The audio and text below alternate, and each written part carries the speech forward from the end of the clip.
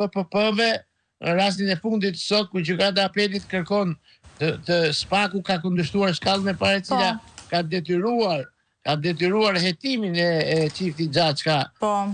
Gaci. Ndaj përmenda që në kryet e herës, se sot na vinë edhe këto standardet e tjera. Po keni rastin e Limionit. Po, por të Limionit. Keni bazë zyrtarake të Limionit, të cilat janë përgjegjësi evidente dhe askush nuk thërritet të pyetet. Po. Ose kemi raste plot nga praktika gjyqësore e cila merrni këtë rastin e planit të përhapjes, të cilat e falsifikohet komplet realiteti në lidhje me klubin Partizani, e kupton, ndërkohë që çështja është e qartë. Dhe ajo që është qershia mbitor në sensin negativ të çështjes është që ky SPAK dhe kjo gjykatë paraprake nuk duan të shohin e nuk duan të dëgjojnë kërkimet tona në lidhje me cilësinë në këtë proces të zotit Rama, i cili është personi i cili ka ndryshuar destinacionin nga klub sportiv, shumë sportish në trua ndërtimi, madje ka dhënë edhe lejen e ndërtimit në lidhje me atë ndërtim atje në cilësinë e kryetarit të bashkisë, dhe pastaj nuk e ka zbardhur lejen, janë detyruar të interesuarit të shkojnë dhe ta njohin gjyqësi duke marrë edhe dëm shpërblimin.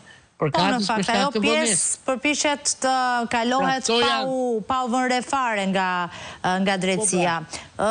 Një tjetër element që ju përmendi sigurisht se ka shumë aty, janë disa për argumenteve që ne kemi artikuluar edhe publikisht, që ka të bëjë me faktin që zoti Berisha nuk është marrë asnjëherë deklarimin ndaj tij, se nuk mund të quhet marrje deklarimi ose dëgjimi fjalës së tij, ajo çfarë është përcjell përmes palës mbrojtëse e kështu me radhë, po do doja të kaloja edhe tek pikët e fundit ose elementet e fundit që ju keni përmendur në këtë memo që ja dërgoni sigurisht GKK-s. Kur thoni që zoti Berisha nuk kërkon një trajtim të posaçëm, kozgjatja e seancës paraprake ishte për shkak të mungesës së aksesit të pandehurve, në rast se në hetimin paraprak për vullnet të prokurorit. Pra, në rast se prokuroria do të kishte zbatuar ligjin, do të kryente akte ekspertimi me ekspert të pavarur, çfarë kërkohet konkretisht në këtë moment? Pra, po të lë që sqarosh dhe këto pikat e fundit, po çfarë kërkohet saktësisht në këtë moment? Shikoni, pra, ashtu siç ju e thatë,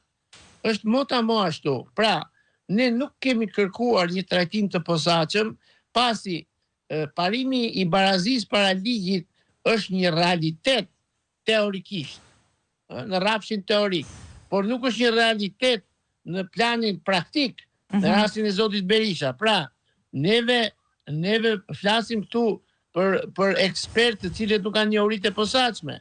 Ne flasim për ekspertë që kanë konflikt interesi. Ju e dini, zoti Taulan Balla është kallëzues kësaj çështje, dhe ndërkohë disa ekspertime i kanë kryer ekspertë që kanë qenë, në kohën që ka qenë ministër, ekspertë që kanë qenë në laboratorin shkencor të policisë shkencore, apo më tutje ekspertët